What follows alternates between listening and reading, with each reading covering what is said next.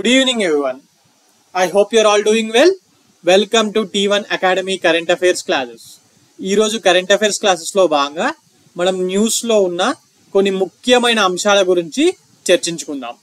Coming on to the first topic for today, that is Potturi Venkateswara Rao memorial trust eminent journalist award 2024. ఈ పొత్తూరి వెంకటేశ్వరరావు గారు ఎవరో తెలుసా? ఈయన తెలుగు రాష్ట్రాల్లోనే అత్యంత ప్రముఖమైన జర్నలిస్ట్ అండి. మరి ఆయన చనిపోయిన తర్వాత ఆయన పేరు మీద ఒక మెమోరియల్ ట్రస్ట్ ఏర్పాటు చేసి మరి తెలుగు వాళ్ళల్లో ఉన్న గొప్ప జర్నలిస్టులకు ఈ అవార్డ్ ని అందజేస్తున్నారు. మరి 2024 సంవత్సరానికి ఎవరికి అందజేశారు, అసలు పొత్తూరు వెంకటేశ్వరరావు గారు జర్నలిస్ట్ గా ఉన్నప్పుడు చేసిన విషయాలు లాంటివి మనం ఇప్పుడు తెలుసుకుందాం. ఓకే, మరి తెలుగు వాళ్ళకు దీని తెలుగులో చదివే ఆస్పిరెంట్స్ కోసము దీన్ని పొత్తూరి వెంకటేశ్వరరావు స్మారక ఉత్తమ పాత్రికేయ అవార్డు అని చెప్పి అంటారు.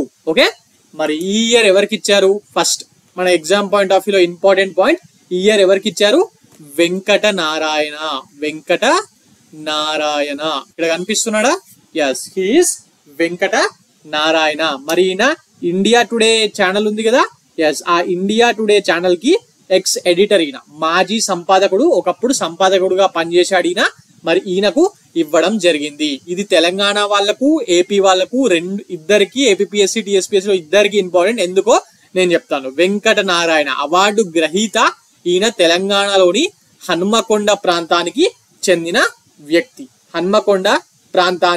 చెందిన వ్యక్తి. మరి ఎవరి పేరు మీద అయితే ఇస్తున్నారో ఈ పొత్తూరు వెంకటేశ్వరరావు అవార్డు అనేది, మరి ఈయనేమో ఆంధ్రప్రదేశ్ లోని గుంటూరు జిల్లాకు చెందిన ప్రముఖ జర్నలిస్ట్. ఓకే, సో అప్పుడు ఏపీఎస్సిలోను టీఎస్పీఎస్సిలోను ఇద్దరికి అడుగుతారు కదా. ఎస్, ఇక్కడ తెలంగాణ సీఎం రేవంత్ రెడ్డి గారు వచ్చి ఈ ఫంక్షన్ కి వచ్చి వెంకట నారాయణ గారికి ఈ అవార్డుని అందజేయడం జరిగింది. ఓకే, మరి వెంకట నారాయణ గారు అటు ఇండియా టుడేలో మాజీ సంపాదకుడిగా చేయడం మాత్రమే కాకుండా ప్రపంచ వ్యాప్తంగా ఉన్న డిఫరెంట్ పత్రికల్లో ఎన్నో ఇన్వెస్టిగేటివ్ వార్తలు రాయడం జరిగిందంట. అసలు మనం ఇప్పుడు ఇండియాలో ఇన్వెస్టిగేటివ్ జర్నలిజం అనేది జరుగుతుందా? ఇన్వెస్టిగేటివ్ జర్నలిజం అనేది మన దేశంలో చచ్చిపోయింది అని చెప్పి చాలా మంది పాత్రికేయులు వ్యాఖ్యానిస్తున్న కాలంలో మరి ఇన్వెస్టిగేటివ్ జర్నలిజం కి ఫేమస్ అయిన ఈ వెంకట నారాయణ, మరి మన తెలంగాణలోని హనుమకొండ బిడ్డ అయిన వెంకట నారాయణ గారికి ఇవ్వడం జరిగింది. ఈయన లాస్ట్ 50 years నుంచి ఢిల్లీలోనే ఉంటూ నేషనల్ పేపర్స్ కే వర్క్ చేస్తున్నాడండి. అందువల్లనే మీరు కె శ్రీనివాస్ పేరో లేకపోతే రామచంద్రమూర్తి గారి పేరో ఇలా విన్నట్టు ఈయన పేరు పెద్దగా విని ఉండకపోవచ్చు. ఈ ఫోటోగ్రాఫ్ లో ఉన్న వ్యక్తులు అందరినీ గుర్తుపడుతున్నారా మీరు? ఒకసారి చూడండి, చాలా ఇంపార్టెంట్ జర్నలిస్టులు, తెలంగాణకు సంబంధించిన మేధావులు ఇందులో ఉన్నారు. ఎవరు? కె రామచంద్రమూర్తి. ఇక్కడ ఉన్నాడా? ఈయన కె రామచంద్రమూర్తి. ఈయన దేని వల్ల ఫేమస్? ఈయన అంటే జర్నలిస్ట్ లో ఈయన చాలా ఫేమస్. బట్ నార్మల్ జనాలకు కూడా ఏ విషయం వల్ల తెలిసిండు? ఈయన తెలంగాణ మూమెంట్ టైంలో హెచ్ఎం టీవీలో దశ దిశ అనే ఒక ప్రోగ్రామ్ నడిపించేవాడు. మరి దాని వల్ల 2 తెలుగు ప్రాంతాల్లోని ప్రజలకు ఈయన బాగా తెలవడం జరిగింది. ఆ సమయంలో దశ దిశ, ఎలా ముందుకెళ్ళాలి, గొడవ కాకుండా ఎలా విడిపోవాలి, ఇలాంటి విషయాల మీద ఈయన దశ దిశ అనే ప్రోగ్రామ్ పెట్టి ఆ టైంలో మాట్లాడేవాడు. మరి దాని తర్వాత ఎలక్షన్ టైంలో ఇప్పటికీ హెచ్ఎం టీవీ వాళ్ళు దీన్ని నడిపిస్తూ ఉంటారు కదా. అసెంబ్లీ కాన్స్టిట్యున్సీకి వెళ్ళి ఎమ్మెల్యేలని ఎక్స్ఎమ్మెల్యేని కూర్చోబెట్టి అక్కడ చుట్టుపక్కల అందరినీ కూర్చోబెట్టి మాట్లాడుతూ ఉంటారు కదా. ఎస్, ఆ దశ దిశ అనే ప్రోగ్రామ్ ని ఫస్ట్ ఈయనే, దట్ ఈస్ కె రామచంద్రమూర్తి గారు స్టార్ట్ చేశారు. అలాగే తెలంగాణ మూమెంట్ మనం చదువుతున్నప్పుడు నక్సల్స్ సంబంధించిన విషయాలు, బూటకు ఎన్కౌంటర్లు లాంటి విషయాలు వచ్చిన దగ్గర ఈయన పేరు వినిపిస్తూ ఉంటుంది. అలాగే తెలంగాణకు జరిగిన అన్యాయాల మీద వి ప్రకాష్ గారు రాసిన వ్యాసాలు, దానికి హెల్ప్ చేసింది ఈయనే అని కూడా ఆయన చెప్తా ఉంటాడు కదా. ఎస్, అలాగే ఇతను గుర్తున్నాడా? టీవీల్లో ఈ మధ్య యూట్యూబ్ లో మీరు చాలా సార్లు చూసుంటారు. ఎస్, మన సీనియర్ జర్నలిస్ట్, తెలంగాణ ప్రాంతానికి చెందిన సీనియర్ జర్నలిస్ట్ పాషం యాదగిరి గారు. అలాగే ఈ వ్యక్తిని ఎప్పుడు చూసినట్టు లేదు కానీ నా పేరు మాత్రం వినుంటారు. తెలుగు రాష్ట్రాల నుంచి చాలా తక్కువ మందే సుప్రీంకోర్టు జడ్జిలుగా పనిచేశారు కదా. మరి రీసెంట్ గా ఎన్వి రమణ కన్నా కొంచెం ముందు పనిచేసింది బి సుదర్శన్ రెడ్డి. ఓకే, మరి ఈయన సుప్రీంకోర్టు జడ్జిగా పనిచేసిన తెలంగాణ వ్యక్తి. అలాగే గోవాలోని లోకాయుక్తకు ఫస్ట్ చైర్మన్ గా పనిచేయడం జరిగింది. ఫోటోలు అందరూ ఉద్దండులే ఉన్నారు కదా, ఇక ఈయన అయితే అందరికి తెలిసిందే. ఈయన పొత్తూరు వెంకటేశ్వరరావు గారు కొడుకు అండి, అంతగా మనకు ఎగ్జామ్ పాయింట్ ఆఫ్ లో అవసరం లేదు. ఈ బి సుదర్శన్ రెడ్డి వీళ్ళ గురించి ఎందుకు చెప్పానంటే, ఎక్కడో ఒక దగ్గర మీకు తెలంగాణ మూమెంట్ లోను ఏపీకి సంబంధించిన విషయాల్లోనూ తగులుతూ ఉంటాయి వీళ్ళ పేర్లు. Now coming on to the award, that is Potturi Venkateswara Rao memorial journalist award. మరి ఈ అవార్డును ఎవరికి ఇస్తారు? జర్నలిస్టులకు. తెలుగు పత్రికా రంగంలో విశేష సేవలు అందించిన ఈ వెంకటేశ్వరరావు గారి జ్ఞాపకార్థంగా పత్రికా రంగంలో విశిష్ట సేవలు అందించిన వారికి ఈ అవార్డుని ప్రదానం చేస్తారంట. పత్రికా రంగంలో మాత్రమే, ఓకే, మన తెలుగు వాళ్ళకి మాత్రమే, మళ్ళీ వేరే వాళ్ళకి ఇవ్వరు, తెలుగు వాళ్ళకు మాత్రమే. బేసిక్ గా ఇప్పుడు పొత్తూరు వెంకటేశ్వరరావు గారి గురించి మాట్లాడుకుంటే ఇది ఏపీఎస్సీ వాళ్ళకు వెరీ వెరీ ఇంపార్టెంట్. ఈయన గుంటూరు జిల్లాలో జన్మించడం జరిగిందండి. ఆ తర్వాత ఆంధ్ర జనత అనే పత్రిక 1950s ఆ టైంలో, స్వతంత్రం కన్నా ముందు నుంచి కూడా చాలా ఫేమస్ కదా. ఎస్, ఆ ఆంధ్ర జనత పత్రికలో ఈయన తన కెరియర్ ని స్టార్ట్ చేయడం జరిగింది. దాని తర్వాత ఆంధ్రప్రభ, ఆంధ్రభూమి, ఈనాడు వార్తాపత్రికల్లో చాలా, వార్త అనేది సపరేట్ పత్రిక అండి. ఇప్పుడు వస్తున్నా పెద్దగా ఫేమస్ లో లేదు. ఒకప్పుడు చాలా ఫేమ్ ఉండే. ఈనాడు పేపర్ కి సరి సమానంగా సర్క్యులేషన్ ఉంటుండే. ఆ వార్త అనే పత్రికలో కూడా ఆయన పనిచేయడం జరిగింది. ఓకే, అండ్ ఈయన ఆంధ్రప్రదేశ్ ప్రెస్ అకాడమీ అధ్యక్షుడుగా కూడా పనిచేశారు. రీసెంట్ గా తెలంగాణకు ప్రెస్ అధ్యక్షుడు వచ్చాడు కదా, తెలంగాణ ప్రెస్ అకాడమీ చైర్మన్ ఎవరైనా ఆల్రెడీ మాట్లాడుకున్నాం, కె శ్రీనివాస్ రెడ్డి. అండ్ ఈయన అలాగే లోకాయుక్త కమిటీల్లో జుడిషియల్ సభ్యుడుగాను, అలాగే కొన్ని సాహిత్య సాంస్కృతిక అంశాల్లో మీద చాలా రచనలు చేసేవాడు. ఓకే, సో ఈయనకు 2017 పొత్తూరు వెంకటేశ్వరరావు గారికి 2017లో ఆంధ్రప్రదేశ్ ప్రభుత్వం కళారత్న అనే పురస్కారాన్ని అందజేసింది. Okay, so coming on to the important points regarding this topic. ఇందులో ఇంపార్టెంట్ పాయింట్స్ ఏంటి? పొత్తూరి వెంకటేశ్వరరావు జర్నలిస్ట్ అవార్డు 2024 ఎవరికి ఇచ్చారు చెప్పండి? ఎవరికి ఇచ్చారు? Venkata Narayana from Telangana. He is from Hanamkonda district. ఈయన ఇండియా టుడే మాజీ సంపాదకుడుగా పనిచేశాడు. ఆయన ఇన్వెస్టిగేటివ్ జర్నలిస్ట్ ఈయన బేసిక్ గా.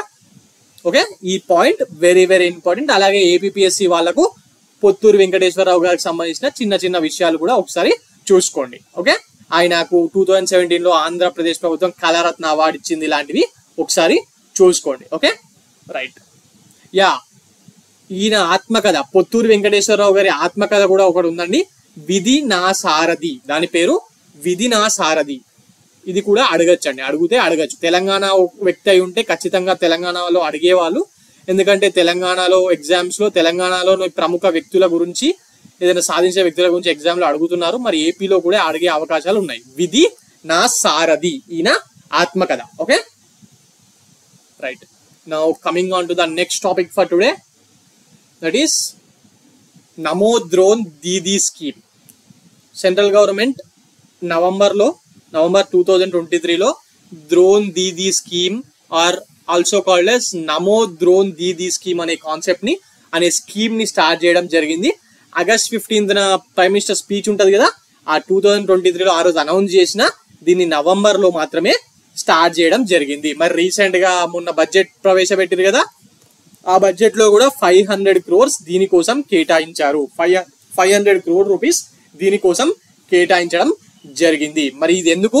ముఖ్యంగా వ్యవసాయ రంగంలో మహిళల భాగస్వామ్యాన్ని పెంచే ఉద్దేశంతో ఈ ప్రోగ్రామ్ డ్రోన్ దీదీ యోజన అనే ప్రోగ్రామ్ ని తీసుకురావడం జరిగింది. ఓకే, అండ్ మరి దీంట్లో భాగంగా ముఖ్యంగా అసలు ఏం చేస్తారు ఈ స్కీమ్ లో అంటే, దేశంలోని గ్రామీణ ప్రాంత మహిళలు ఉన్నారు కదా, అగ్రికల్చర్ లో పార్టిసిపేట్ చేసే గ్రామీణ ప్రాంత మహిళలు, వాళ్లకు డ్రోన్లు అందించడం ద్వారా వారికి సాధికారత కల్పించడం అనేది ఈ పథకం యొక్క ముఖ్యమైన ఉద్దేశం. మరి ముఖ్యంగా ఎవరికి అందిస్తారంటే ఈ సెల్ఫ్ హెల్ప్ గ్రూప్స్, ఉమెన్ ఉంటారు కదా, సెల్ఫ్ హెల్ప్ గ్రూప్స్, స్వయం సహాయక బృందాలకు చెందిన ఆడవాళ్ళు. మరి అందులోని 15,000 మంది మహిళలకు ఈ డ్రోన్ టెక్నాలజీ పరిచయం చేయాలని లక్ష్యంగా పెట్టుకోవడం జరిగింది. మీరు అనొచ్చు, సార్ అసలు రూరల్ ఏరియాస్ లో ఉన్న ఉమెన్ ఏదైనా ఎక్కువగా పనిచేసేదంటే వాళ్ళు అగ్రికల్చర్ సెక్టార్ లోనే ఉంటారని చెప్పి మీరు అనొచ్చు. మరి అంత మంది ఉన్నప్పుడు కోట్లల్లో ఉంటారు, మరి అంతమంది ఉన్నప్పుడు జస్ట్ 15,000 మందికి ఇవ్వడం ఏంటి అని. బట్ ప్రోగ్రామ్ ఇప్పుడే స్టార్ట్ అయింది కదా, సక్సెస్ అవుతుందా లేదా మనకు తెలియదు. ఇది వాళ్ళకి అలవాటు చేసి దీన్ని యూజ్ చేసుకొని ఫెర్టిలైజర్స్ కొట్టించడం ఇలాంటివన్నీ చేయడానికి దీన్ని ఇప్పుడే స్టార్ట్ చేయడం జరిగింది. ఒకవేళ ఇది సక్సెస్ అవుతే తర్వాత ఇంకా పెంచుతారు. Okay right. మరి ఇందులో దేశవ్యాప్తంగా 15,000 మంది ఎస్హెచ్ స్వయం సహాయక బృందాలకు సంబంధించిన మహిళలకు కేంద్ర ప్రభుత్వం ఈ డ్రోన్లను అందజేస్తుంది. ఓకే మరి ఈ పథకాన్ని ఏమని పిలుస్తున్నారు? ఇంకొక పేరు డ్రోన్ దీదీ స్కీమే కాకుండా women self help group drone scheme అని చెప్పి పిలుస్తున్నారు. Okay right. ఇంకా ఇంపార్టెంట్ పాయింట్స్ ఏంటి? మహిళా డ్రోన్ పైలట్లకు కేంద్రం ఈ పథకం కింద ప్రతి నెల 15,000 రూపీస్ గౌరవ వేతనాన్ని అందజేస్తుందంట. ఒక బేసిక్ అమౌంట్ 15,000 రూపీస్ ని మహిళా డ్రోన్ పైలట్లకు కేంద్ర ప్రభుత్వం తరపున ఇస్తారు. ఓకే మరి అక్కడ డ్రోన్ ని వాడడం నేర్చుకోవడం అంటే చిన్నపిల్లలు వీడియో గేమ్ అన్నట్టు ఇట్లా టైం పాస్ కాడిపియారు కదా. ఎస్, ఇందులో ట్రైనింగ్ ఇస్తారు. దేనికి ట్రైనింగ్ ఇస్తారు? ఈ డ్రోన్లతో ఎలా పిచికారీ చెయ్యాలో, ఎలా వ్యవసాయ భూముల్లో పిచికారీ చేయాలో కూడా శిక్షణ సెంట్రల్ గవర్నమెంట్ ఇస్తుంది. ఓకే మరి వీళ్ళకు ట్రైనింగ్ ఇచ్చిన తర్వాత రాబోయే 4 years లో ఈ పథకం కింద సెంట్రల్ గవర్నమెంట్ ఈ డ్రోన్స్ ని అద్దెకిస్తుంది. కొని ఇవ్వరు, కొని మీకు ఒక్కొక్కరు వంచుకుంటా పోరు. ఊరికి ఒకటి ఇచ్చేసి అక్కడ ఉండే కొందరికి ట్రైనింగ్ ఇచ్చి వదిలేస్తారు. ఆ ఊర్లో అద్దెకి ఇవ్వడం జరుగుతుంది. ఈ అద్దె కూడా చాలా తక్కువ ఉంటది. మనము ఇప్పుడు ఫెర్టిలైజర్ చల్లిపియడానికి అన్నిటికీ వీళ్ళు అవసరం పడతారు కదా కూలీలు. మరి అలా కాకుండా దీని వల్ల చాలా తక్కువ రేటుకే పని అయిపోతుందంట. మరి దీని మీదనే రాబోయే 4 years లో సెంట్రల్ గవర్నమెంట్ 1261 crores ఖర్చు చేయాలని చెప్పి పెట్టుకుంది. మరి ఇప్పటికైతే 500 crores మాత్రమే ఇచ్చారు. ఇప్పటి వరకు అయితే 500 crores మాత్రమే ఇచ్చారు. మరి ఈ డ్రోన్ ఎందుకు? దీనివల్ల లాభం ఏంది అంటే, ఇప్పుడున్న కొత్త జనరేషన్ అంటే జనరేషన్ Z అనుకోండి, అంటే 2000 లో పుట్టిన వాళ్ళు, లేకపోతే 90s లో పుట్టిన వాళ్ళు కూడా వ్యవసాయం చేయడం అనేది తగ్గిపోతూ వస్తుంది కదా మెల్లమెల్లగా. సో ఈ డ్రోన్స్ అనేవి అక్కడ వాడడం వల్ల ఈ డ్రోన్స్ అనేటివి 10 మంది రైతులు చేసే పనిను అదే సమయంలో ఒక డ్రోన్ చేసేస్తుంది. అవునా కదా? ఇప్పుడు లాస్ట్ ఆల్రెడీ వ్యవసాయం చేస్తున్న జనరేషన్ పోయిర్రనుకోర్రి, దాని తర్వాత వస్తున్న జనరేషన్ లో వ్యవసాయం చేసే వాళ్ళు చాలా చాలా తక్కువ ఉన్నారు కదా. సో అందుకే ఈ టెక్నాలజీని తీసుకురావడం జరుగుతుంది. పైగా ఈ డ్రోన్స్ తోని పిచికారీ చేయడం అనేది చాలా త్వరగా అయిపోతుందండి. చాలా త్వరగా అయిపోతుంది. ఈ పొలంలోకి దిగి దాని అంతా చేయకుండా పైన గట్టు మీద నిల్చుకొని పని చేసేయచ్చు. మరి దీని ద్వారా వ్యవసాయానికి టెక్నాలజీని అలవాటు చేయడం కూడా రైతులకు ఈజీగా సాధ్యమవుతుంది. ఓకే మరి ఈ పథకం కింద డ్రోన్ ను కొనుగోలు చేయాలి కదా. అంటే ఉమెన్స్ కొనుగోలు చేయాల్సిన అవసరం లేదు, బట్ సెల్ఫ్ హెల్ప్ గ్రూప్స్ అంటే ఇండివిజువల్ ఉమెన్ కొనుగోలు చేయాల్సిన అవసరం లేదు, బట్ సెల్ఫ్ హెల్ప్ గ్రూప్స్ ఉన్నాయి కదా, వాళ్ళు కొనుగోలు చేయాల్సి వస్తుంది. వీళ్ళు కొనుగోలు చేసిన తర్వాత వీళ్ళ దగ్గరికి వెళ్ళి అద్దెకిస్తారు. ఓకే మరి ఈ పథకం కింద ఈ మహిళా స్వయం సహాయక బృందాలకు డ్రోన్ యొక్క యాక్చువల్ రేట్ లో సెంట్రల్ గవర్నమెంట్ 80% సబ్సిడీ ఇస్తుందంట, or 8 lakh rupees. 80% or 8 lakh rupees. ఏది తక్కువ అవుతే అంత మొత్తం సబ్సిడీలో పొందొచ్చు.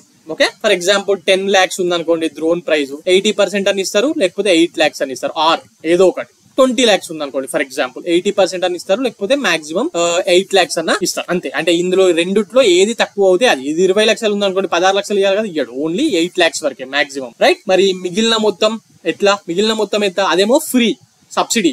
8 lakhs ఆర్ 80% సబ్సిడీ ఫ్రీ. మరి మిగిలిన మొత్తం రైతులు అయితే కొత్తగా వస్తున్న టెక్నాలజీ కొనుక్కోమంటే కొనుక్కుంటారు. ఇంకో మినిమం 10 లక్షల డ్రోన్ అవుతే 2 లక్షలు అయితే పెట్టాల్సి వస్తుంది కదా. మరి దానికి కూడా ఏం చేసిరంటే అగ్రికల్చరల్ ఇన్ఫ్రాస్ట్రక్చర్ ఫండ్ అని ఉంది కదా ఇండియాలో. ఎస్, ఆ అగ్రికల్చరల్ ఇన్ఫ్రాస్ట్రక్చర్ ఫండ్ కింద మిగిలిన ఖర్చుకి లోన్ కింద ఇస్తారంట. మిగిలిన ఖర్చుకి లోన్ కింద ఇస్తారు. ఆ లోన్ కి కూడా వడ్డీ రేట్ అనేది జస్ట్ 3% మాత్రమే ఉంటుంది. 3% మాత్రమే ఉంటుంది. ఓకే మరి ఈ డ్రోన్లను ఆపరేట్ చేసేందుకు మహిళా స్వయం సహాయక సంఘాలకు శిక్షణ ఇవ్వడం అనేది చాలా చాలా ఇంపార్టెంట్ అండి. ఈ స్కీమ్ అనేది సక్సెస్ఫుల్ కావాలంటే ఎస్హెచ్జీలతో కొనిపించచ్చు. ఎట్లా? 80% సబ్సిడీ ఇస్తున్నావు, మిగిలిది లోన్ ఇస్తున్నావు అంటే జేబులకి వెళ్ళి రూపాయి పోతలేదు, జనాలకు కొంటారు, రైట్. బట్ అది వాడాలి కదా. వాడాలంటే ట్రైనింగ్, పైలట్స్ కి ట్రైనింగ్ ఇవ్వడం very very important, women pilots కి. సో దాని తర్వాత ఈ ఎస్హెచ్జీ వాళ్ళు తమ కమ్యూనిటీలో ఉండే రైతులు ఉంటారు కదా ఆ ఏరియాలో, అంటే ఎస్హెచ్జీలు ఉన్న వాళ్ళు మాత్రమే రైతులు చెయ్యరు కదా. సో వేరే మగ రైతులు కూడా ఉంటారు కదా. సో వాళ్లకు వీళ్ళు అద్దెకు ఇస్తారు. బట్ అది నడిపించి పిచికారీ చేసేది మాత్రం ఉమెన్ రైతులే. మరి దీని వల్ల ఏటా ప్రతి ఏరియాలో కొన్ని లక్షల వరకు ఆదాయం కూడా పొందే అవకాశం ఉంటుంది. Okay, yeah. మరి మగవాళ్ళకి దీనికి అర్హత ఉందో ఇది తీసుకోవడానికి సబ్సిడీ కింద అంటే లేదండి, ఓన్లీ ఆడవాళ్ళకే, అది కూడా సెల్ఫ్ హెల్ప్ గ్రూప్స్ లో ఉన్న ఆడవాళ్లకు మాత్రమే. ఇది very very important point. Only self help group లో ఉన్న ఆడవాళ్లకు మాత్రమే, మహిళా స్వయం సహాయక సంఘాల్లో ఉన్న మహిళలకు మాత్రమే ఈ డ్రోన్ దీదీ పథకంలో డ్రోన్స్ తీసుకోవడానికి అర్హత ఉంది. ఓకే, అండ్ ఈ తీసుకున్న డ్రోన్స్ ని వ్యవసాయ అవసరాలకు మాత్రమే ఉపయోగించాలి. ఏదో పెళ్లిళ్ళకి రెంట్ ఇస్తాము, ఫంక్షన్ హాల్లో కూడా ఈ మధ్య డ్రోన్లు వాడి ఫోటోలు తీస్తారు కదా, ఫోటోలు వీడియోలు దాంట్లోకి ఇస్తాము, లేకపోతే ఎలక్షన్ టైంలో పొలిటికల్ పార్టీ వాడికి ఇస్తామంటే ఒప్పుకోరు. ఓన్లీ వ్యవసాయ పనులకు మాత్రమే ఉపయోగించాలి. అండ్ ప్రభుత్వం ఏర్పాటు చేసినటువంటి జిల్లా కమిటీలు ఉంటాయి ఈ పథకానికి, ఆ జిల్లా కమిటీలే లబ్ధిదారుల్ని ఎంపిక చేస్తాయి. ఓకే, మరి what are the important points to remember in the prelims point of view? దీన్ని 2023లో స్టార్ట్ చేశారు. మరి దేశవ్యాప్తంగా 15,000 మంది మహిళలకు ఈ డ్రోన్ టెక్నాలజీ కింద డ్రోన్స్ ఫస్ట్ ఇస్తారు. మరి ఆ డ్రోన్స్ కి తీసుకునే దానికి 80% సబ్సిడీ ఉంటుంది, ఆర్ 8 lakh సబ్సిడీ ఉంటుంది.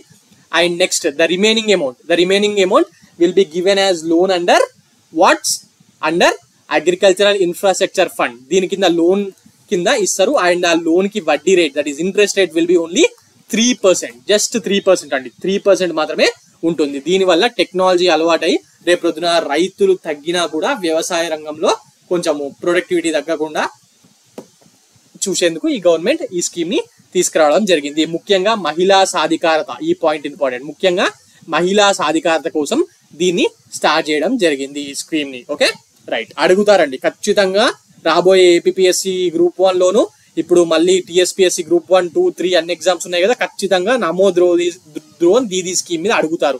ఎందుకంటే లేటెస్ట్ గా సెంట్రల్ గవర్నమెంట్ తీసుకొచ్చిన అగ్రికల్చర్ రిలేటెడ్ స్కీమ్ ఇది. 2023 నవంబర్ లోనే స్టార్ట్ అయింది. అండ్ మొన్న బడ్జెట్ లో 500 crores కూడా ఇచ్చారు, కాబట్టి ఖచ్చితంగా దీని మీద క్వశ్చన్ మీరు ఎక్స్పెక్ట్ చేయొచ్చు. Okay, right. Now coming on to the next topic for today.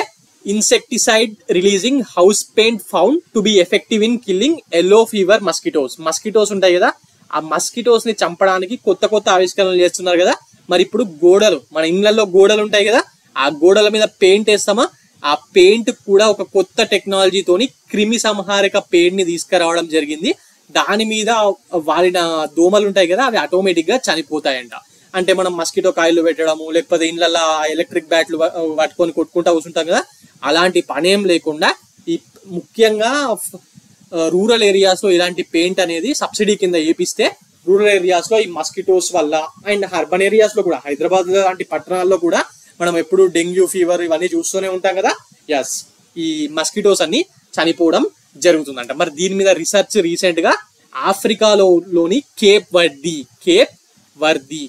వర్దీలో ఉన్న జీన్ పియాజెట్ విశ్వవిద్యాలయ శాస్త్రవేత్తలు ఈ దోమల బెడలను తరిమి కొట్టడానికి, అంతం చేయడానికి ఈ క్రిమి సంహారక పెయింట్ ను అభివృద్ధి చేయడం జరిగింది. ఆఫ్రికాలోని కేప్ వర్డీలో ఉన్న జీన్ పియాజెట్ యూనివర్సిటీ శాస్త్రవేత్తలు. ఓకే, ఈ పాయింట్ ఇంపార్టెంట్.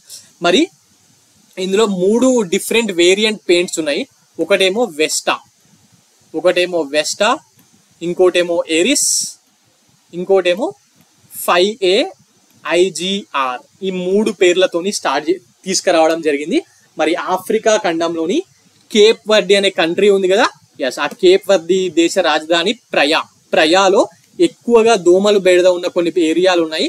మరి దాంట్లో దీన్ని టెస్ట్ చేయగా విజయవంతంగా ఇది పనిచేసిందంట. ఓకే, ముఖ్యంగా ఈ వెస్టా ఉంది కదా, ఇది ఎల్లో ఫీవర్, ఇక్కడ మెన్షన్ చేసిన ఎల్లో ఫీవర్ వ్యాప్తి చేసే మస్కిటోస్ మీద ఇది 1 year పాటు పెయింట్ వేసిన తర్వాత 1 year పాటు దీని మీద వేసిన దోమలన్నీ చనిపోయాయి.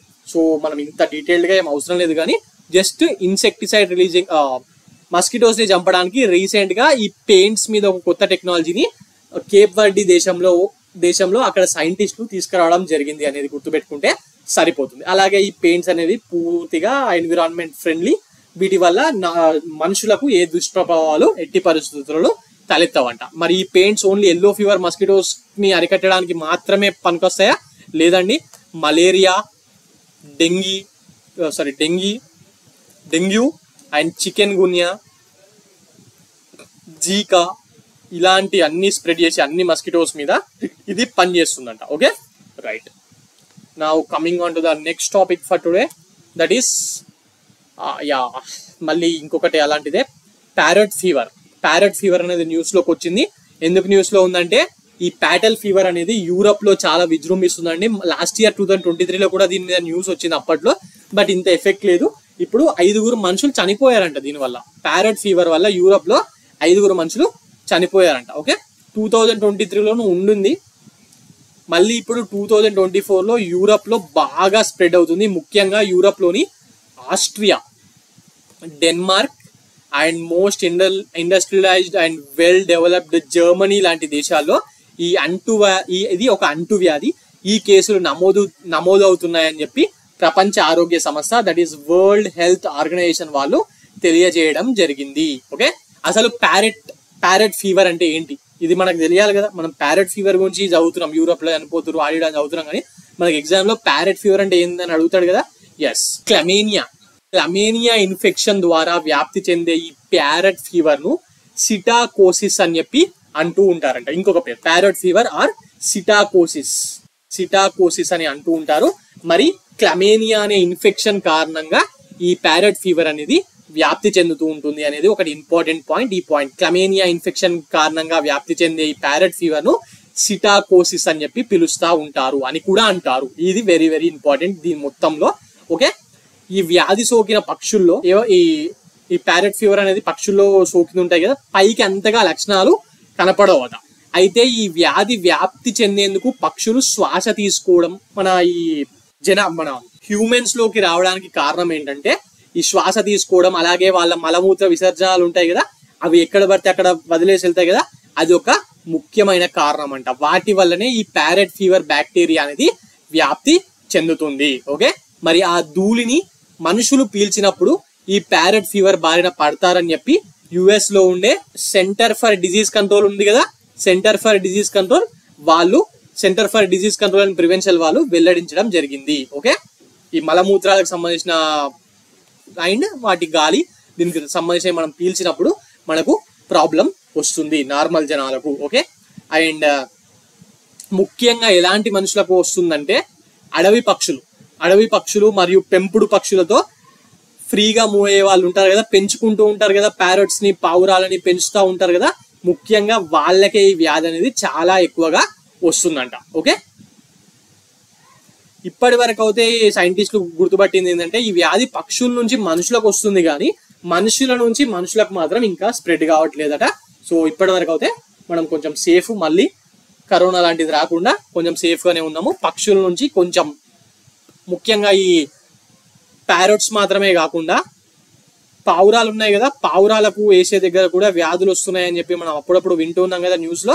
సో కొంచెం జాగ్రత్తగా ఉండండి. ఓకే ఇప్పటి వరకు వచ్చిన కేసెస్, మనుషులకు వచ్చిన కేసెస్ అన్నీ కూడా చనిపోయిన వాళ్ళు లేకపోతే కేసెస్ వచ్చిన వాళ్ళు అన్నీ కూడా పక్షులతో డైరెక్ట్ గా కాంటాక్ట్ ఉండి వాటితో బాగా దగ్గరగా మసిలిన వ్యక్తులకు మాత్రమే వచ్చాయి. మరి ఎగ్జామ్ పాయింట్ ఆఫ్ వ్యూలో ప్యారెట్ ఫీవర్ కి సంబంధించిన మోస్ట్ ఇంపార్టెంట్ పాయింట్ ఒకటే అండి, దట్ ఈస్ క్లమేనియా ఇన్ఫెక్షన్ కారణంగా ఈ ప్యారెట్ ఫీవర్ వస్తుంది.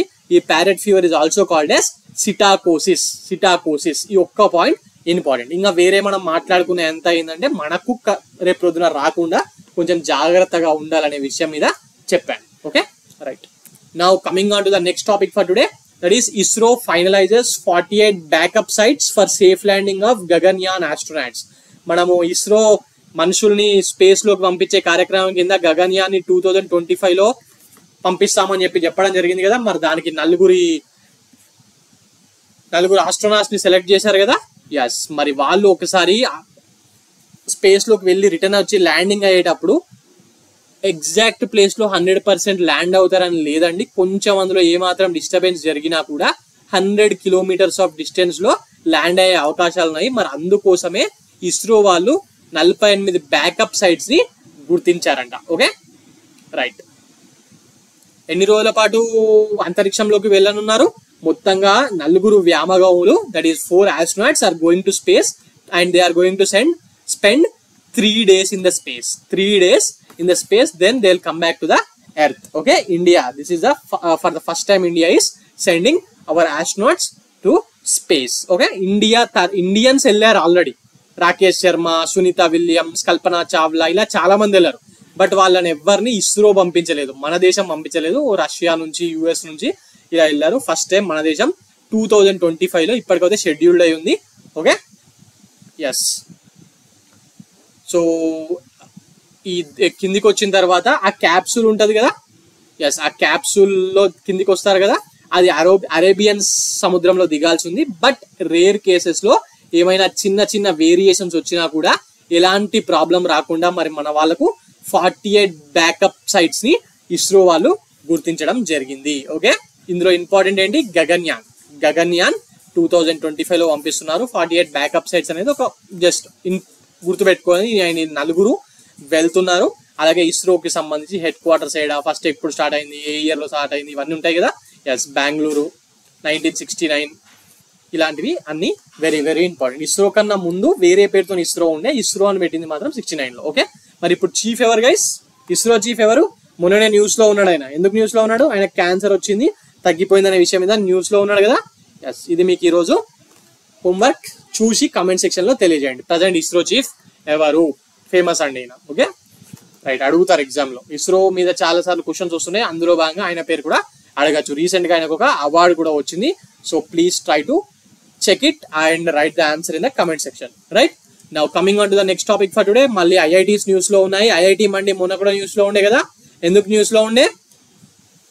Robo, IIT Mandi and IIT Palakkad వాళ్ళు అండర్ వాటర్ లో పనిచేసే రోబోని తయారు చేశారని చెప్పి చదువుకున్నాం కదా ఆ రోజు క్లాస్ లో. ఎస్, మరి మళ్ళీ ఐఐటి మండి న్యూస్ లోకి వచ్చింది. ఎగ్జామ్ లో ముఖ్యంగా టీఎస్పీఎస్సీ వాళ్ళకు వెరీ వెరీ ఇంపార్టెంట్. ఐఐటీస్ మీద ఖచ్చితంగా క్వశ్చన్ వస్తుంది. Okay, IIT mandi creates a device to detect diabetes by blowing air in a balloon. ఒక బెలూన్ ని పట్టుకుని గాలి ఊదితే మీకు డయాబెటీస్ ఉందా లేదా అని చెప్పేసే పరికరాన్ని ఐఐటి మండి శాస్త్రవేత్తలు తయారు చేయడం జరిగింది. ఐఐటి మండి ఎక్కడ ఉంటుంది? హిమాచల్ ప్రదేశ్ లో ఉండే ఐఐటి మండికి చెందిన శాస్త్రవేత్తలు కేవలం శ్వాసతోనే షుగర్ స్థాయిల్ని గుర్తించే పరికరాన్ని రూపొందించారంట. ఓకే, మరి ఇప్పటి వరకు అయితే ఊరికే రోజు ఏం చేసుకుంటారు, ఇళ్ళలో వేసుకునే వాళ్ళు పొక్కలు ఓడ్చుకోవడం, బ్లడ్ రావడం చిన్నగా దాని మీద చెక్ చేసుకోవడమే కదా. అట్లా బ్లడ్ ఇదంతా అవసరం లేకుండా మొన్నకోళ్ళు అయితే చెమటతో చెప్పి గుర్తుపట్టేది కూడా వచ్చింది కదా అప్పుడు న్యూస్ లో, తెలంగాణకు చెందినతనే. ఎస్, మరి ఇప్పుడేమో ఐఐటి మండి శాస్త్రవేత్తలేమో శ్వాస ద్వారా, బెలూన్ లో శ్వాస ఊదడం ద్వారా డయాబెటీస్ ని డిటెక్ట్ చేసే పరికరాన్ని తయారు చేయడం జరిగింది. ఇది ఎలా వర్క్ చేస్తుందంటే, ఈ డివైస్ ముఖ్యంగా ఈ పరికరంలో శ్వాసను ఊదిన తర్వాత, అంటే ఈ పరికరానికి కనెక్ట్ అయ్యి బెలూన్ ఉంటుందండి. ఓకే, ఈ పరికరంలో శ్వాసను ఊదిన తర్వాత ప్రత్యేకంగా రూపొందించిన ఒక మొబైల్ యాప్ లో ఆక్సిజన్, బీపీతో పాటు కొన్ని వివరాలు నమోదు చేస్తారు. అనంతరం ఈ అన్ని వివరాలని క్రోడీకరించగా శరీరంలోని షుగర్ స్థాయి వివరాలు ఇది చెప్తుందంట. ఓకే, మరి శాస్త్రవేత్తలు దీనికి ఏదో ఒక పేరు పెట్టాలి కదా. దీనికి ఏమని పేరు పెట్టారంటే నాన్ ఇన్వేసివ్ గ్లూకోమీటర్. గ్లూకోమీటర్ అంటే ఏందని ఇప్పుడు అడగకండి. ఇప్పటిదాకా డయాబెటీస్ గురించి మాట్లాడుకున్నాం కదా, దాంట్లోనే చెక్ చేస్తారు. ఈ గ్లూకోమీటర్ లోనే డయాబెటీస్ ని చెక్ చేయడం జరుగుతుంది. ఇది ముఖ్యంగా ఎలాంటి ఏరియాలో పనిచేస్తుందంటే, ప్రతి దగ్గర గ్లూకోమీటర్ ని కొని ఇవ్వడం కుదరదు కదా, costly equipment. So Himachal Pradesh, Jammu and Kashmir, Uttarakhand లో కొండ ప్రాంతాలు ఉన్నాయి కదా, అలాగే మన కేరళకి వెళ్ళినా, లేకపోతే ఆంధ్రప్రదేశ్ లోని అరకు ఏరియా, విశాఖపట్నం గిరిజనులు ఆ ఏరియా ఉంటుంది కదా, అక్కడ పిహెచ్సిస్ పెడతారు కదా. మరి ఆ పిహెచ్సిస్ దగ్గర ఇది చాలా చాలా ఉపయోగకరంగా ఉంటుంది. వైద్య సదుపాయాల కొరత చాలా ఎక్కువగా ఉంటుంది కదా ట్రైబల్స్ ఉండే ఏరియాలో. మరి వీరి కోసమే ఈ ఎక్విప్మెంట్ ని ఐఐటి మండి శాస్త్రవేత్తలు తయారు చేయడం జరిగింది. ఓకే, మరి already AIIMS, all India institute of medical sciences ఉంది కదా, ఎయిమ్స్ బిలాస్పూర్ వాళ్ళతో కలిపి టెస్టింగ్ స్టార్ట్ చేశారండి. ఇప్పటి వరకు జస్ట్ ఒక 1% మాత్రమే తప్పుగా చూపించిందంట ఇప్పటి వరకు. అయితే వేరేదంతా పర్ఫెక్ట్ గా వస్తుంది. ఈ గ్లూకోమీటర్ మనం ఇళ్ళలో చెక్ చేసుకునేది ఉంటుంది కదా, దాని మీద అయితే కొంచెం 5% వేరియేషన్ ఉంటుంది. ఇది మరి ఇంకా బెటరే కదా. ఎస్, ఓకే, ఇందులో కొన్ని సెన్సార్స్ ఉన్నాయి, దాని ద్వారా షుగర్ లెవెల్స్ ని ఈ ఎక్విప్మెంట్ అనేది గుర్తిస్తూ ఉంటుంది. ప్రస్తుతానికి అయితే ఈ డివైస్ చాలా పెద్దగా ఉంది కదా, ఇంత పెద్ద డివైస్ కాకుండా దీన్ని ఇంకా చిన్నగా చేయడానికి సైంటిస్టులు ప్రయత్నిస్తున్నారు. Okay, right. సో ఇది ఏ ఐఐటి వాళ్ళు? ఐఐటి మండి. ఇది వెరీ వెరీ ఇంపార్టెంట్ అండి, ఎగ్జామ్ లో ఖచ్చితంగా అడుగుతాడు. టీఎస్పీఎస్సీ వాళ్ళకు 100% ఐఐటి మీద క్వశ్చన్ వస్తుంది. అది ఈ ఐఐటి మండి వాళ్ళు చేసిన బెలూను, లేకపోతే ఈ డయాబెటిక్స్ సంబంధించిందా, లేకపోతే మన ఐఐటి మండి అండ్ పాలక్కడ్ వాళ్ళు చేసిందా చెప్పలేం, కానీ ఐఐటి మీద మాత్రం ఒక క్వశ్చన్ 100% వస్తుంది. Okay right, now coming on to the next topic for today, that is 2024 edition of the world of organic agriculture report release అయింది. ప్రతి సంవత్సరం దీన్ని లాస్ట్ 25 ఏళ్ళుగా దీన్ని రిలీజ్ చేస్తున్నారు. The world of organic agriculture అనే రిపోర్ట్ ని మరి ఈ ఇయర్ కూడా రిలీజ్ చేయడం జరిగింది. దీనికి సంబంధించిన కాన్ఫరెన్స్ అనేది జర్మనీలో జరిగిందండి. ఆ జర్మనీలో జరిగిన సమావేశంలో భాగంగా అసలు ప్రపంచవ్యాప్తంగా ఆర్గానిక్ అగ్రికల్చర్ అనేది పెరుగుతుందా తగ్గుతుందా, ఎంత ఉంది, ఇంతకు ముందు ఎంత ఉండే ఇప్పుడు ఎంత ఉంది, దీనివల్ల లాభాలు ఏంటి, అన్నిటికి సంబంధించిన రిపోర్ట్ ని రిలీజ్ చేశారు. ఓకే, మరి ఎవరు రిలీజ్ చేశారు, ఇది ఇంపార్టెంట్ కదా. ఎవరు ఇది ఎక్కడ జరిగింది అన్నాడు, జర్మనీలో. మరి రిలీజ్ చేసింది ఎవరు, ఇది వరల్డ్ ఆఫ్ ఆర్గానిక్ అగ్రికల్చర్ 2024 పేరు మీద స్విట్జర్లాండ్ కి చెందిన FIBL and IFOAM. That is FIBM అంటే సేంద్రియ వ్యవసాయ పరిశోధన సంస్థ, FIBL అండ్ ఐఫోమ్ వాళ్ళు అండ్ ఆర్గానిక్ ఇంటర్నేషనల్ సంస్థలు, వీళ్ళు కలిపి దీన్ని తయారు చేయడం జరిగింది. ఓకే, మరి ఎలా తయారు చేశారు దీన్ని, ప్రపంచవ్యాప్తంగా చేయాలి కదా అంటే ప్రపంచవ్యాప్తంగా ఉన్న 188 కంట్రీస్ నుంచి ఈ సేంద్రియ ప్రకృతి వ్యవసాయానికి సంబంధించిన స్టాటిస్టిక్స్ ఉంటాయి కదా గవర్నమెంట్స్ దగ్గర, వాటి అన్నిటినీ కలబోసి ఈ వార్షిక నివేదికను ఈ 3 సంస్థలు ఏర్పాటు చేయడం జరిగింది, రిలీజ్ చేయడం జరిగింది. మరి లాస్ట్ 25 years నుంచి కూడా ఇవి ఎవ్రీ ఇయర్ రిలీజ్ చేస్తున్నాయంట ఈ 2 సంస్థలు. Okay, that is FIBL and IFOAM organics international, ఈ 2 సంస్థలు. ఇందాక బై మిస్టేక్ 3 అన్నాను కదా, FIBL ఒకటి and IFOAM organics international. Okay right, మరి ఇప్పుడు ఈ రిపోర్ట్ లో ఏముందో చూద్దాం. ముఖ్యమైన points. First point is world wide ఈ సేంద్రియ పంటల విస్తీర్ణం అనేది 26.6% పెరిగిందంట. ఓకే, కంపారిజన్ 2021 తో కంపేర్ చేస్తే 2022కి వచ్చేసరికి 26.6% అనేది పెరిగిందంట. అందులోనూ ముఖ్యంగా మన ఇండియాలో 77.8% పెరిగిందంట. 2021 లో ఉన్న దాంతో కంపేర్ చేస్తే 2022లో ఇండియాలో 77.8% ఈ సేంద్రియ పంటల విస్తీర్ణం, ఏరియా, ఎంత ఏరియా అయితే దీన్ని పండిస్తున్నారో అది పెరగడం జరిగింది. మరి మనకు మంచిదే కదా. ఒకప్పుడు బ్రిటిషర్లు రాకముందు, లేకపోతే గ్రీన్ రెవల్యూషన్ కన్నా ముందు మాట్లాడుకుంటే అందరూ సేంద్రియ వ్యవసాయమే చేసేవాళ్ళని. బట్ దాంట్లో ప్రొడక్టివిటీ తక్కువ ఉంటుంది కదా, మరి అందరు జనాలకు తిండి పెట్టాలి కదా ఇంత పెద్ద దేశంలో. అందువల్లనే, ఆ ఒక్క రీజన్ వల్లనే సేంద్రియ వ్యవసాయం నుంచి మన వాళ్ళు వచ్చేసి ఈ HYV సీడ్స్ ఇవన్నీ వాడి వ్యవసాయం స్టార్ట్ చేశారు. బట్ లాస్ట్కి ఏమైంది, అప్పుడు జనాలు తిండి లేక చచ్చిపోయే పరిస్థితి నుంచి తిండి బతికే పరిస్థితికి వచ్చారు, కానీ మెల్లమెల్లగా స్లో పాయిజన్ అయిపోయింది. సో మళ్ళీ ఏం జరుగుతుంది, మళ్ళీ ఈ సేంద్రియ పంటల దిక్కే ప్రపంచం మెల్లమెల్లగా వెళ్తుంది. ముఖ్యంగా డబ్బున్న వాళ్ళు ఫేమస్ పర్సన్స్ వీళ్ళందరూ ఈ సేంద్రియ వ్యవసాయమే తింటారండి, పండించిన వస్తువులే తింటారు. మొన్న ఆ సినిమా రిలీజ్ అప్పుడు మహేష్ బాబు చెప్పలేడా, మహేష్ బాబు సినిమా వచ్చింది కదా ఒకటి వ్యవసాయం మీద, ప్రెస్ మీట్లో ఏం చెప్పిండు, సేంద్రియ వ్యవసాయం మాత్రమే తింటా, అసలు వేరేది ముట్టనే అన్నాడా లేదా. వాళ్ళందరూ అవే తింటారండి. కాస్ట్లీ, అందరు జనాలకు ఇంకా అందుబాటులోకి వచ్చే రేట్లు లేవు. బట్ ఫ్యూచర్లో రేట్లు తగ్గే అవకాశాలు ఉన్నాయి. ఓకే రైట్, మరి అంతర్జాతీయ సేంద్రియ వ్యవసాయ ఉత్పత్తుల మార్కెట్ అనేది కూడా చాలా చాలా పెరుగుతుంది. ఎందుకు, జనాలు తినడం స్టార్ట్ చేశారు. మళ్ళీ 2000లో దీని టోటల్ వాల్యూ 15.1 బిలియన్ యూరోస్ ఉండేనట. 2022కి వచ్చేసరికి 135 బిలియన్ యూరోస్ అయింది. 15.1 ఎక్కడ, 135 బిలియన్ ఎక్కడ. 135 బిలియన్ యూరోస్ అంటే మన ఇండియన్ కరెన్సీలో 12 lakh crores. Okay, 12 lakh crores right.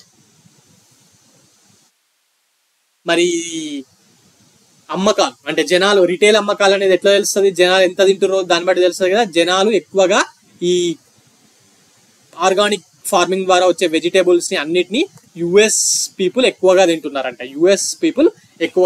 అక్కడే మార్కెట్ ఉంది. దాని తర్వాత సెకండ్ ప్లేస్ లో జర్మనీ, థర్డ్ ప్లేస్ లో చైనా ఉన్నాయి. ఓకే, ఎక్కడైతే ఎక్కువ ఇన్కమ్ సోర్స్ ఉంటుందో ఆటోమేటిక్ గా జనాలు ఈ సేంద్రియ వ్యవసాయానికి ఆకర్షితం అవుతున్నారు. ఓకే, మరి ఈ నివేదిక ప్రకారం 2022 నాటికి వరల్డ్ వైడ్ గా 9.64 హెక్టార్స్ లో ఈ సేంద్రియ వ్యవసాయం అనేది జరుగుతుందంట. కంపారిటివ్లీ ఇది 26.6% పెరిగింది. ఓకే, 2021 తో కంపేర్ చేస్తే 26.6% పెరగడం జరిగింది. మరి ప్రపంచవ్యాప్తంగా సాగు విస్తీర్ణం ఏ దేశంలో ఎక్కువ ఉంది? ఆస్ట్రేలియాలో విస్తీర్ణం ఏరియా అనేది ఎక్కువ ఉంది. బట్ అందులోంచి వచ్చే ప్రోడక్ట్స్ ని ఎక్కువగా ఉపయోగిస్తున్న వారు యుఎస్ఏలో ఉన్నారు. ఓకే, మరి సెకండ్ ప్లేస్ ఎవరో తెలుసా? బ్రెజిలా, చైనానా? కాదండి, మన ఇండియానే. ఇండియాకే చెప్పాను కదా 77.8% లాస్ట్ ఇయర్ 21 తో కంపేర్ చేసి 22లో పెరిగిందని. మరి మన ఇండియాలో 47 lakh హెక్టార్స్ లో సేంద్రియ వ్యవసాయం అనేది జరుగుతుందంట. కంపారిటివ్లీ తక్కువనే. ఓన్లీ మన తెలంగాణలోనే 1,00,000 ఎకరాల మాగానే ఉన్నదని చెప్పి కేసీఆర్ అన్నిసార్లు చెప్తుండే కదా.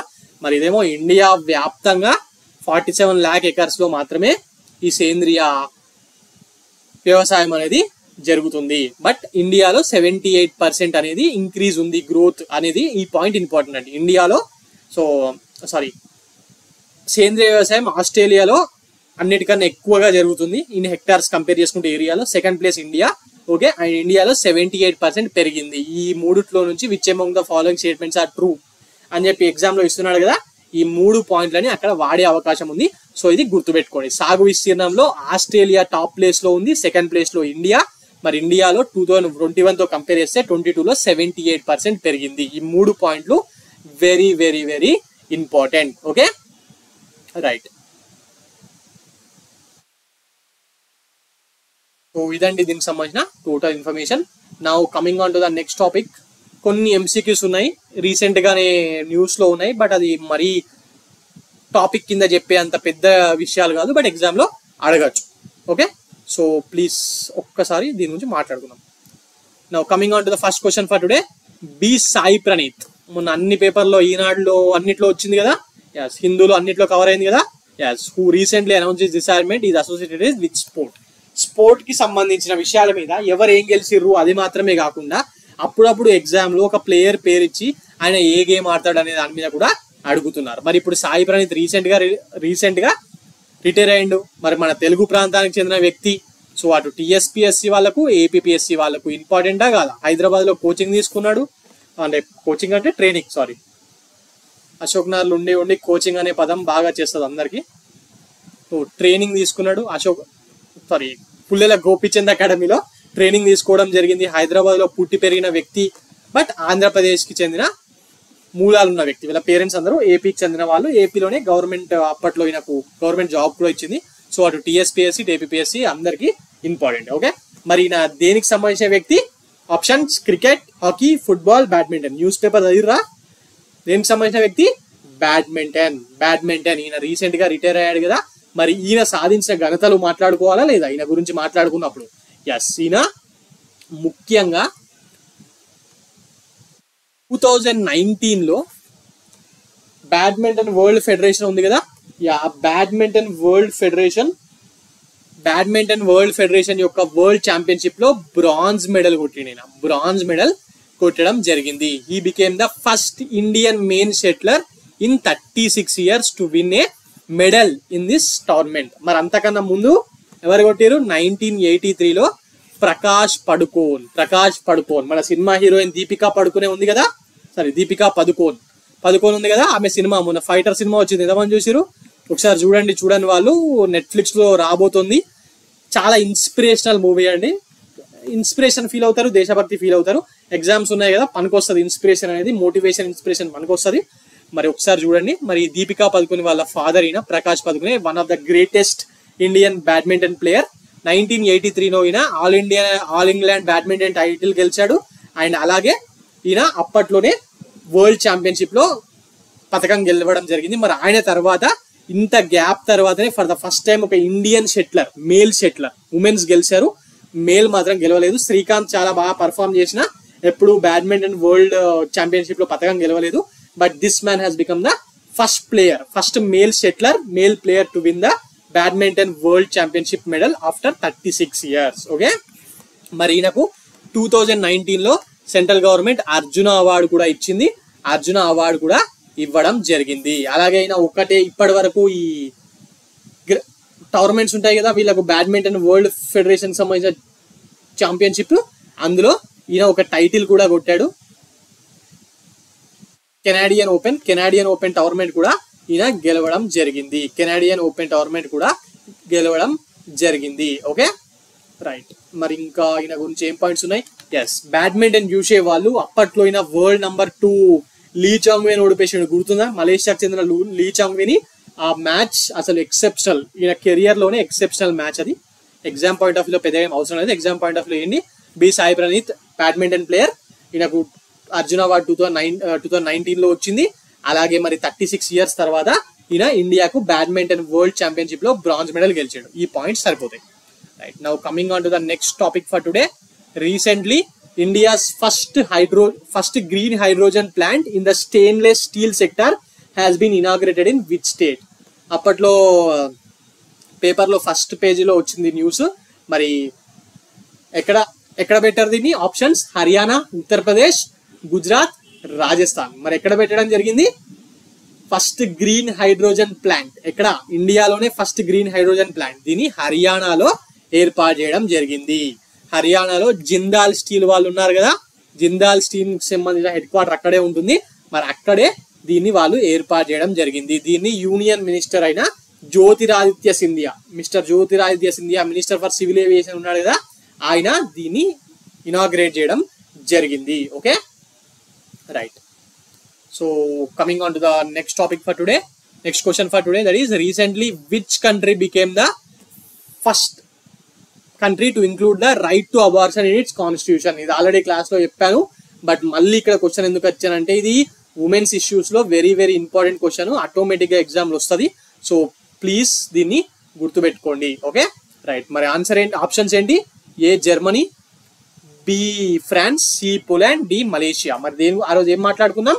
This is the first nation to embed the right to abortion in its constitution. ఇది ఒక కాన్స్టిట్యూషనల్ రైట్ గా ఇవ్వడం జరిగింది అని చెప్పి మనం మాట్లాడుకున్నాం కదా. ఎస్, మరి ఇది ఏ దేశం? ఫ్రాన్స్ గవర్నమెంట్ ఈ డిసిషన్ ని తీసుకోవడం జరిగింది. ఓకే, అంటే ఇది ఏం గ్యారంటీ ఇస్తుంది అంటే this guarantees women's freedom to choose abortion with in the legal framework. Okay, women's right. Now coming on to the next question for today, that is recently which institute hosted the all India research scholar summit 2024? Option చూడండి, IITs. మళ్ళీ IITs news లో ఉన్నాయి, but ఇది అంత పెద్ద important కాదు, but అడిగితే అడగచ్చు. ఎందుకంటే all India research scholar summit, ఇది పిహెచ్డి చేసే వాళ్ళు ఉంటారు కదా రీసెర్చ్ స్కాలర్స్, వాళ్ళకి సంబంధించింది. మరి ఇక్కడ ఐఐటి మద్రాస్, అహ్మదాబాద్, కాన్పూర్, బాంబే. మరి ఇక్కడ దీన్ని ఐఐటి మద్రాస్ వాళ్ళు హాస్ట్ చేయడం జరిగింది. Okay right. సో ఇదండి ఈరోజు current affairs. For more current affairs like this please visit T1 Academy and also please subscribe T1 Academy. Thank you.